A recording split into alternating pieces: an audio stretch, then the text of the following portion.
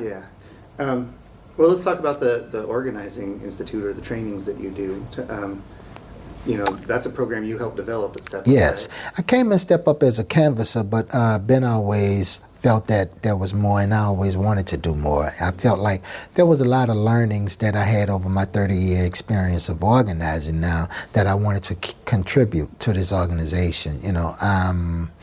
So I was hired as their organizing and training coordinator, director for Step Up, and the very first task I was given was to help launch their organizers and training program, where actually this would be like the fourth or fifth cohort, and it was called a Fall for Liberation campaign, where 60 people came under my leadership to get trained in grassroots organizing.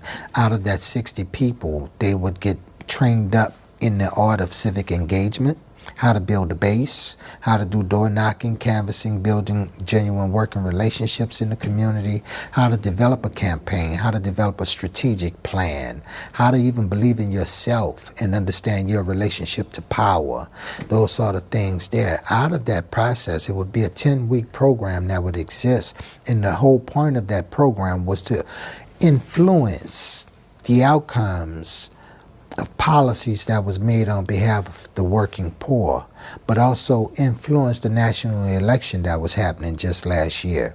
And as a result of that 10-week program, out of 60 people that started with us, 43 actually completed the course. So that was a major accomplishment for me, and the organization overall. So I feel good about it. Some of those folks are now either chapter members or on staff with us as well. So that was a powerful, and definitely the development of new leaders, to me as an organizer today, is the most important thing. It's not always about winning the issue, but how many folks find their own voice in the process? Did we give power back to the powerless in the process? Did we restore hope? You know what I'm saying? Make folks feel worthy. Did we leverage something on their behalf? Those sort of things. And who will continue to work if you decide to step away? Because again, we have a lot of outsiders that come in and they benefit from it and they move on. How will the work continue? And we definitely we are at a period in the name of social movement that we're at a crossroads, that we're looking for direction, we're looking for leadership, but the ones we're waiting on is us.